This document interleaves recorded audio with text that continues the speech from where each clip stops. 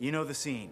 A patient in a blue hospital gown has an array of crazy symptoms. Their kidneys are shutting down, they've got a funky rash, anemia, endocarditis, and one of the doctors suggests the cause is a disease known as the Great Imitator. Then Dr. House barks his catchphrase, "It's not lupus." Oh, House, it's never lupus. It's always one of the diseases it's imitating. In fact, after years of reruns, can anyone even explain what lupus is? Or do we just know that lupus is easily confused with any unusual, bizarre, exceedingly rare disease? Lupus is a disease where the immune system goes very haywire and can attack any joint in the body. It can attack the skin, causing rash, causing hair loss. It can attack the lungs, the heart, the kidneys, and the list goes on and on. There's not a single part of the body that's immune to attack in a patient with lupus. That's not to say that every lupus patient develops all of those different manifestations. There's sort of different patterns in lupus, but it can be a very devastating illness. A normal immune system creates antibodies, tiny proteins that are designed to protect our body from specific viruses and bacteria. Someone with lupus, however, develops antibodies that think they need to protect the body from its own cells. It's called an autoimmune response, and it has nothing to do with cars. Let's clear things up with an example. A common antibody produced in lupus is an anti-DNA antibody, which means it attacks DNA. That's a bad scenario because DNA is everywhere. When the antibody binds to DNA, the resulting complex sparks an inflammatory reaction that attracts white blood cells. These inflammatory complexes can often lodge in the kidney and result in tissue injury and worsening kidney function. But that's just one example. Since lupus antibodies are attacking something that exists almost everywhere in our bodies, the range of symptoms is huge, and lupus can look different in different patients.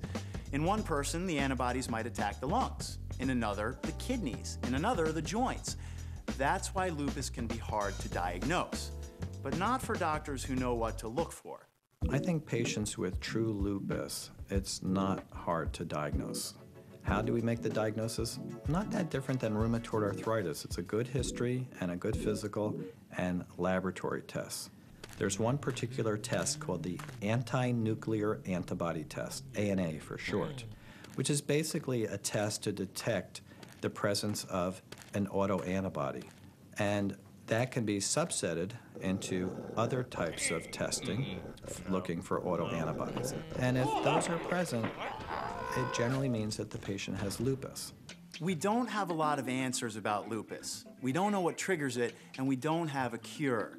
Our observations of the immune system's abnormal reactions are the only clues, and our therapies are based on trying to subdue the immune system so patients don't develop significant damage.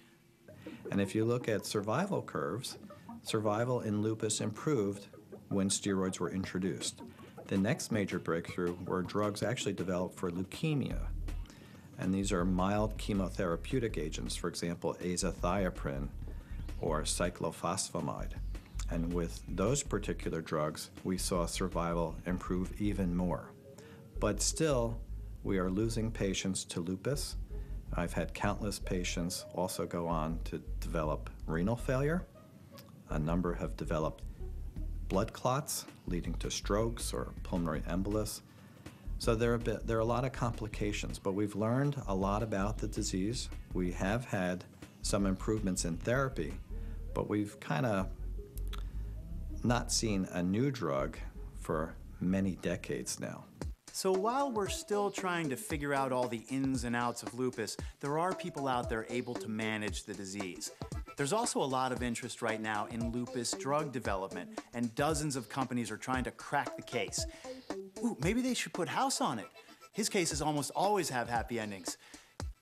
I think the scariest thing about lupus is you lose the capabilities to do daily activities. Even walking is painful, and that's scary. Well, actually, when I have a flare-up of lupus, I can be down for days, I can be down for weeks. It all depends. There will be a lot of excessive tiredness. You get brain fog where you can't concentrate, you can't remember things. You'll forget simple things as far as like your bank account number. Your legs, your ankles, your fingers, everything will swell. Your joints will hurt, your shoulders, your neck, your head, your whole body will just basically deteriorate. You're watching the eHealth Network.